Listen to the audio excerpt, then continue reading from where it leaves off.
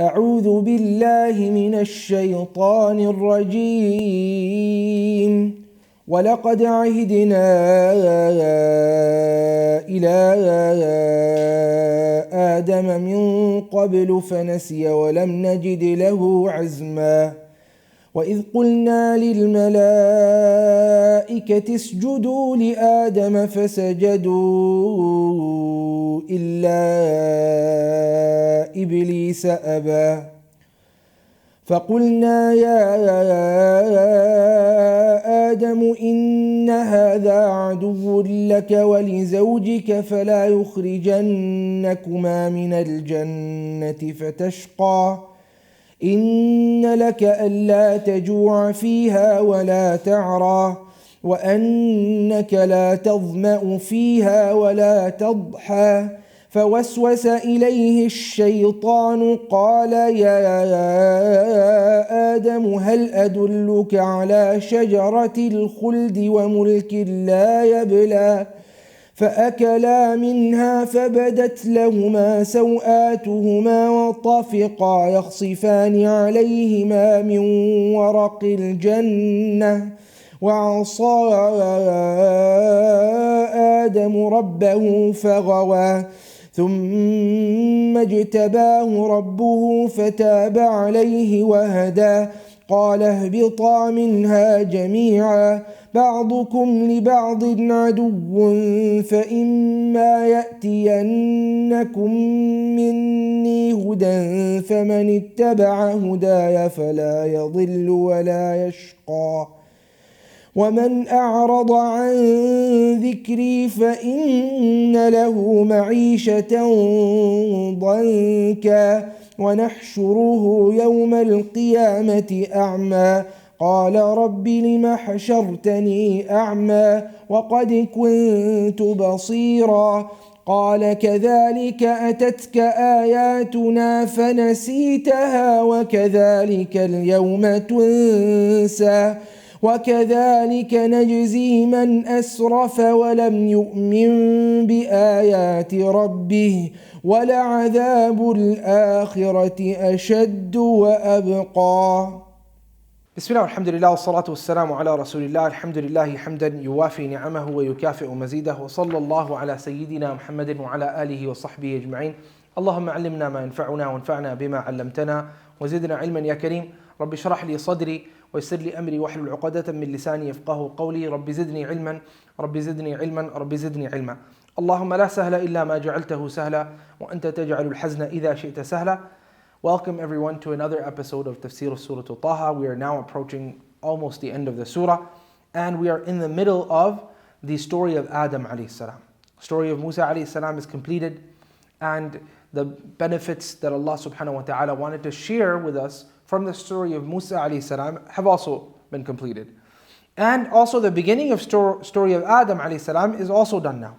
We are now right in the middle, right at the climax, when Shaitan says to Adam alayhi salam, Ya Adam, O Adam, هل أدلك على شجرة الخلد وملك لا يبلى. Should I not tell you of the شجرة الخلد?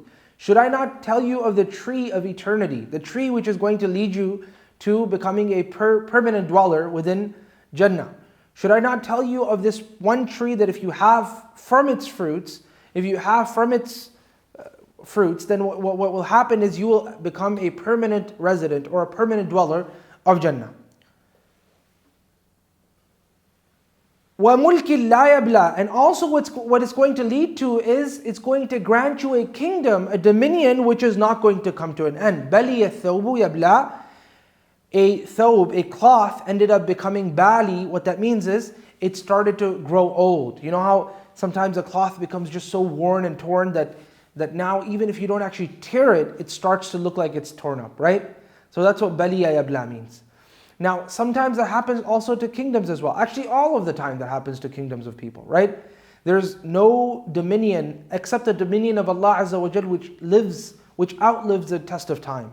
There's not a king who will not, for 100 years from today, there's not a king who will still remain a king. There's not a kingdom that will have some sort of major adjustments within the next 2 or 3 centuries, right? So every single mulk, every single dominion has some sort of changes that it goes through, except the dominion of Allah Azza wa Jal. Why? Because He's the Malik al-Mulk. He's the owner of all dominion, right? So he said to him, should I not tell you of a shajarat al-khuld? Should I not tell you of something that's going to make you live forever, and it's going to also give you a dominion that's forever as well? And those are two things that people want within this life as well. If you have dominion and if you have power, the one thing that everybody wants is so that they don't lose that power. Somehow they do something that will lead them to continue to be in power, continue to be in fame perhaps, continue to be on top perhaps, right? And that they don't lose that power. But in reality, that power is going to come to an end. Even if you're a musician, you happen to be a singer, you're in the top 10, right? You're one of the top 10 artists of the day. And just a few days later or a few months later, you're not going to be considered from the top 10. You happen to have the best-selling book, you're a great author. Just a few months from today, you're not going to be the best seller any longer. You happen to be a very great motivational speaker. You're not going to be for very long because Allah didn't allow for mulk to be forever. Allah didn't allow for dominion to be forever. You happen to be a king. You happen to be a president. There's going to be an end to your term. You happen to be a king, a sultan. You're going to cease to exist even if you have your mulk forever until you die. You will cease to exist. And perhaps someone will overthrow whatever you had developed, and now no longer does your dominion remain, just as you don't remain as well. So everything comes to an end.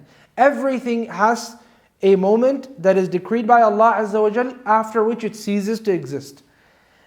However, Shaitan realized that one of the things that the children of Adam and Adam alayhi salam, being the father of all of us, have been created to feel the need to have is a mulk, a dominion that does not cease to exist, a dominion which continues, which doesn't disintegrate, which outlives the test of time.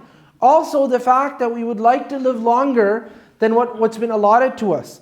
Every single person who's been given a certain age wishes to die after that age.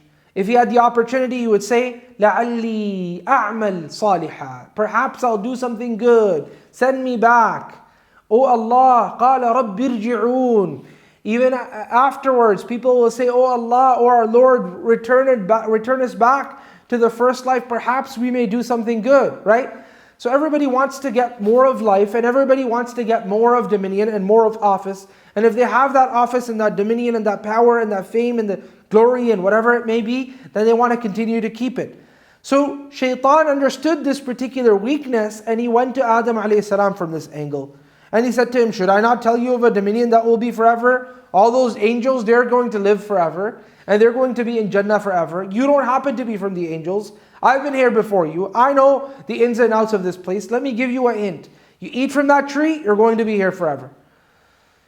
وَمُلْكِ اللَّهِ يَبْلَى. That's the same thing that Shaitan does to the children of Adam as well, right? Deludes us of a long life.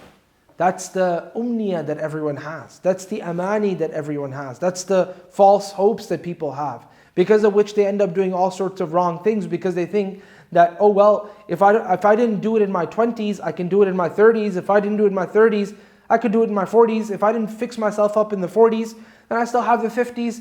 If I didn't fix myself up in the 60s, then there are a lot of people that live to see 70 as well. And you know what? The average lifespan of people in my country is 77. My country is 81. I live in a very, a place in which lifespans are very, very high, perhaps even in the 90s. And there are places in the world like that as well, certain cities. So I will probably be living anyways. I could fix myself up later. What are the chances of death for me, right?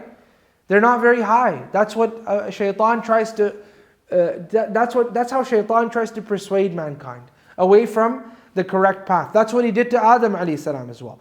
وَمُلْكِ لَا يَبْلَى. I've got these buildings I've bought. I've got these houses I've bought. My cars, they're okay.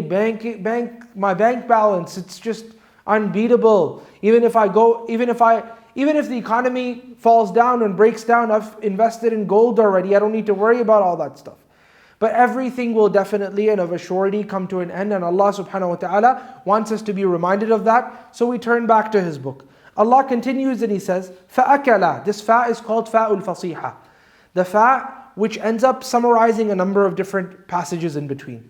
So Shaitan ended up persuading Adam alayhi salam, and when he ended up persuading Adam alayhi salam disobeyed Allah Azza wa Jal and ate. That's what the fa is representing. And ate. فَأَكَلَا Adam and his wife Hawa and our mother minha, from that tree. فَبَدَتْ لَهُمَا سَوْآتُهُمَا. So their private parts suddenly became apparent before them, right? Because one of the things that this tree would do is, if you eat from it, and one of the signs of the fact that Adam and his wife will no longer remain here is that they would suddenly lose their clothing as well. Because Allah told them that they're not going to feel hungry therein, nor are they going to suddenly become bare of clothing. But when they disobey Allah, they will feel hungry and they will suddenly become bare of clothing as well. They'll become naked. وَأَنَّكَ لَا تَظْمَأُ فِيهَا وَلَا تَضْحَى. Neither will you feel heat therein, nor will you feel thirsty. But all of those things, when Allah commanded Adam and Hawa to descend, all of those things are now felt by Adam and the children of Adam in extension. Allah continued and He said, فَبَدَتْ لَهُمَا سَوْآتُهُمَا وَطَفِقَا يَخْصِفَانِ عَلَيْهِمَا مِنْ وَرَقِ الْجَنَّةِ. And they continued to try to cover themselves up with the waraq al-Jannah, with the leaves of al-Jannah. وَعَصَى Adam. And Adam, he ended up disobeying his Lord, فَغَوَى. And because he disobeyed his Lord, he ended up ghawa. He went through ghiwaya. Okay? He became misguided because of this particular disobedience of Allah Azza wa Jal. In that particular context, by the way. This doesn't mean that Adam alayhi salam, this doesn't mean that prophets are permitted by Allah Azza wa Jal to disobey Him. That's not what that means. There's a couple of things to note over here. Firstly, Adam alayhi salam, Allah subhanahu wa ta'ala said, فَنَسِيَ وَلَمْ نَجِدْ لَهُ عَزْمًا. Adam alayhi salam had forgotten, and it didn't appear to us that he was doing this deliberately. He was very keen on doing this. So that means that Adam alayhi salam wasn't doing this deliberately and that he had forgotten. And Allah's Messenger sallallahu alaihi wasallam said that Allah has forgiven for my nation a couple of things, and one of them is when a person does something forgetfully. So it wouldn't be considered isyan except metaphorically. It wouldn't be considered a disobedience except metaphorically, because the metaphor there is that he did not fulfill the commandment, so we called it isyan, we called it a ma'siyah. But since he did it because of forgetfulness, then it can't be ma'siyah for which a person is considered sinful. It's simply a mistake. That's all it is. وَعَصَى Adam. And in addition to that, remember that Jannah was not a place of taklif. When Adam alayhi salam was in Jannah, he was not mukallaf. The hereafter, hellfire, Jannah is not the time in which you are granted taklif by Allah Azza wa Jal, in which you are granted in which you are obliged to follow commandments and stick to certain limits and so on and so forth. That is the time to enjoy it, or that is the time to have eternal difficulty because of the sins that you had committed in this dunya. The dunya is daru taklif. So it would make sense if he had done something wrong and Allah called it ma'siyah in this world for us to understand it as a true disobedience for which a person is considered sinful. But since A, he had forgotten, and B, he was in Jannah, which is not daru taklif, so it's not considered a ma'siyah, literally speaking, right? Metaphorically it is. Allah continued and He said, ثُمَّ اجْتَبَاهُ رَبُّهُ فَتَابَ عَلَيْهِ وَهَدَى. After that, Allah ended up choosing him. Now he's granted the prophethood. Before he wasn't granted the prophethood. Okay, so that's another factor. Prophets after prophethood are considered infallible. Before prophethood is a different story. So Allah subhanahu wa ta'ala said, ثُمَّ اجْتَبَاهُ رَبُّهُ فَتَابَ عَلَيْهِ وَهَدَى. So Allah then chose Adam alayhi salam, and then Allah forgave him, and Allah guided him at that moment to the right path. قال, Allah said, اهبطا منها جميعا. اهبطا منها جميعا. Descend, Adam and his wife, Adam and Hawa. Descend from it all together, all of you. Descend. Adam descend, your wife descend. بَعْضُكُمْ لِبَعْضٍ عَدُوٌ. Some of you are going to be enemies for the other. And we know that from the story of Adam alayhi salam's children from the very get-go, that some of them ended up becoming enemies for the others. So Allah subhanahu wa ta'ala told us that some people in this dunya are going to be enemies for others.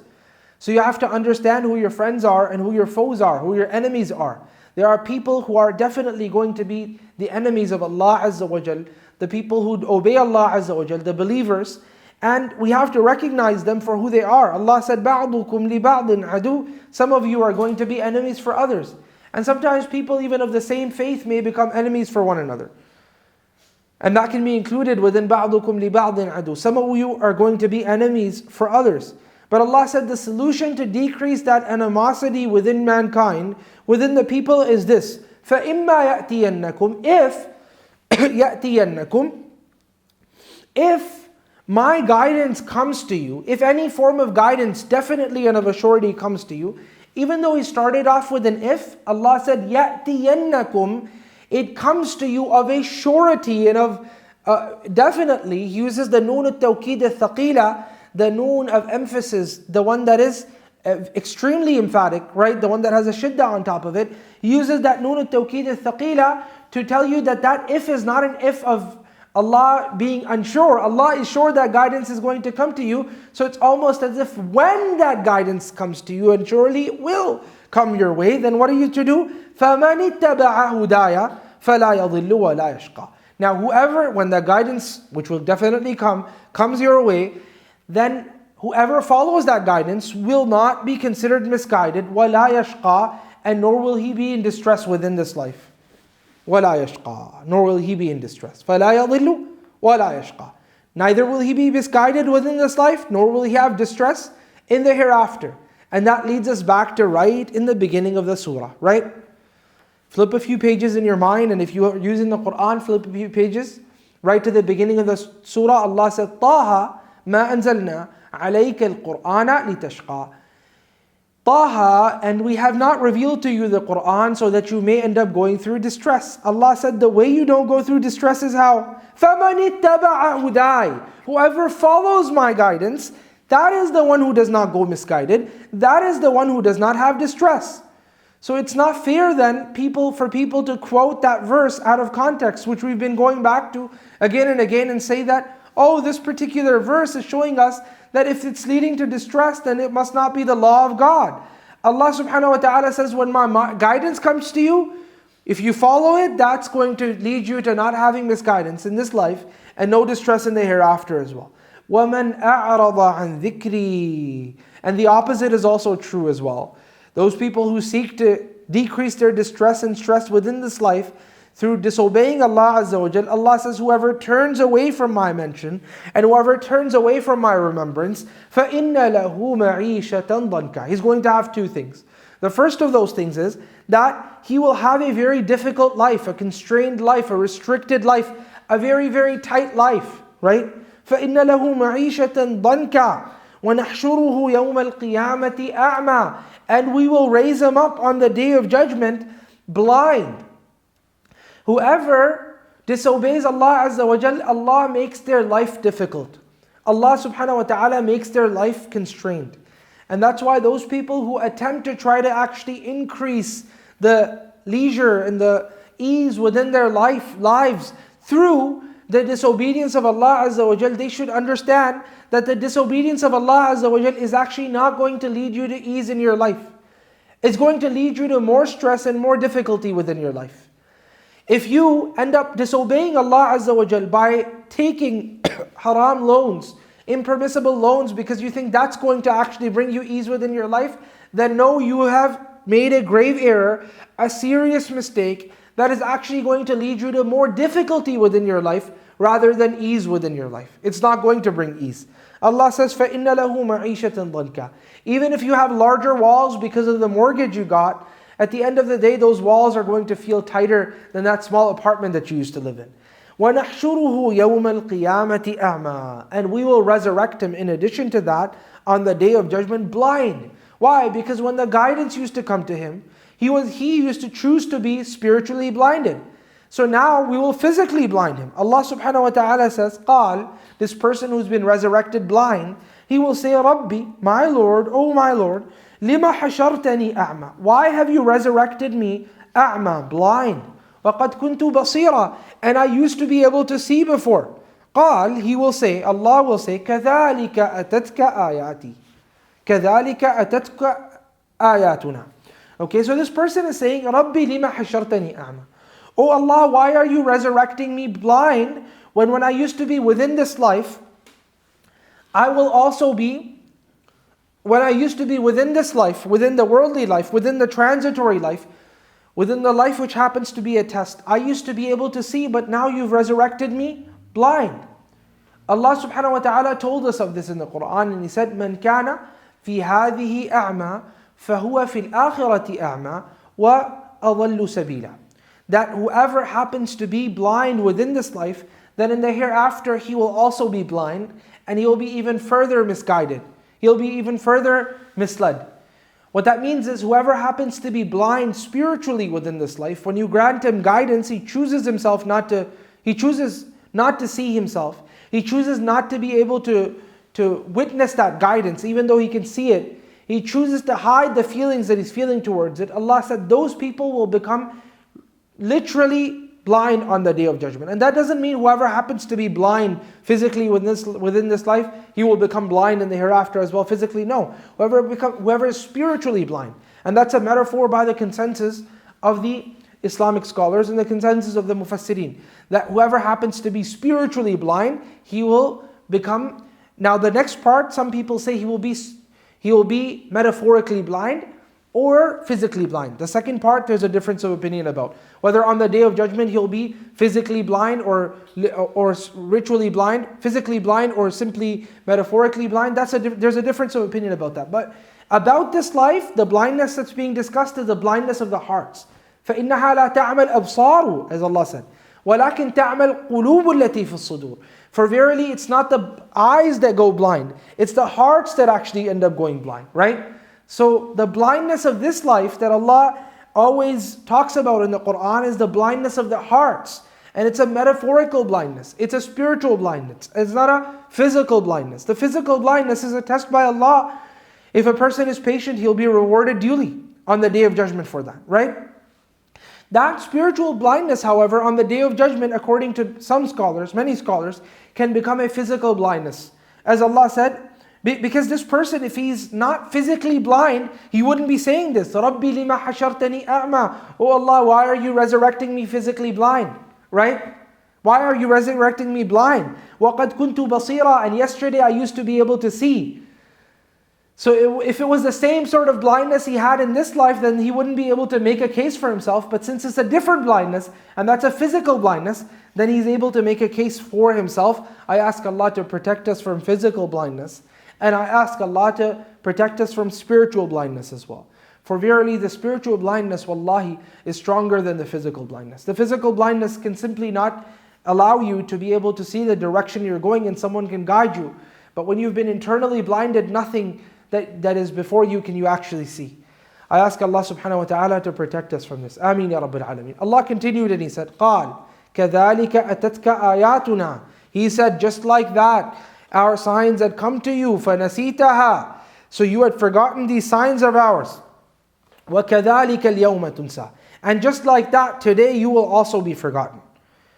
Our signs had come to you and our ayat had come to you and you had forgotten those ayat, and now you are going to be forgotten because al-jaza'u min jinsil amal, because the recompense is going to be from the same angle from which the action happens to be. You're forgetting the signs of Allah Azza wa Jal even though they happen to be right before your eyes, then Allah will forget you on the Day of Judgment.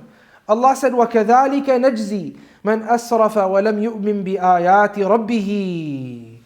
And just like this, as we've blinded people in this particular life, just like this, since people had chosen to be blind from the signs of Allah Azza wa Jal, we had blinded them in the hereafter. Just like that do we compensate any person who happens to be extravagant and doesn't believe in the explicit and clear signs of Allah Azza wa Jal.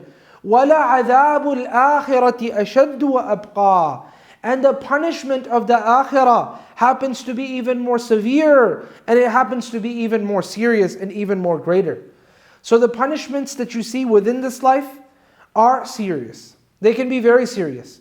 Amidst those punishments happen to be the punishment that Allah gave to Fir'aun.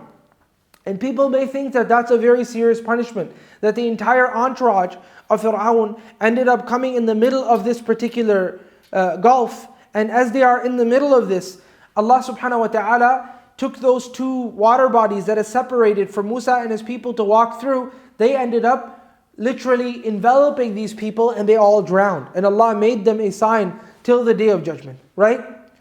Now, Allah said that you think that that is serious. وَلَا عَذَابُ الْآخِرَةِ The punishment of Allah Azza wa Jal in the hereafter is even more serious. And Allah had made Pharaoh a sign for people till the Day of Judgment. Allah said, we will save you by your body so that you become a sign for people till the Day of Judgment. Allah said the adhab of the Day of Judgment and the hereafter is more serious than the way Allah had done to the people of Fir'aun. The Fir'aun, the Coptic people and those who followed him and so on and so forth. It will be more serious than this and it will last longer as well. You thought from the time of Pharaoh till the Day of Judgment is a big punishment? Well then beware that on the Day of Judgment that punishment is going to be even more serious and lasts even longer. I ask Allah subhanahu wa ta'ala to protect us from the seriousness of the affairs of the Day of Judgment. And I ask Allah subhanahu wa ta'ala to grant us the ability to be amidst the people who are within the shades of Allah Azza wa Jal. On the Day of Judgment, يَوْمَ لَا ظِلَّ إِلَّا ظِلُّهُ On that day in which there happens to be no shade except the shade that Allah grants. Ameen ya Rabbil Alameen. Jazakum Allahu khairan for listening. And join us for the next episode insha'Allah ta'ala as we conclude the surah of Taha, the Surah Musa or Surah Al-Kalim. Wa sallallahu ala Sayyidina Muhammadin wa ala alihi wa sahbihi ajma'in.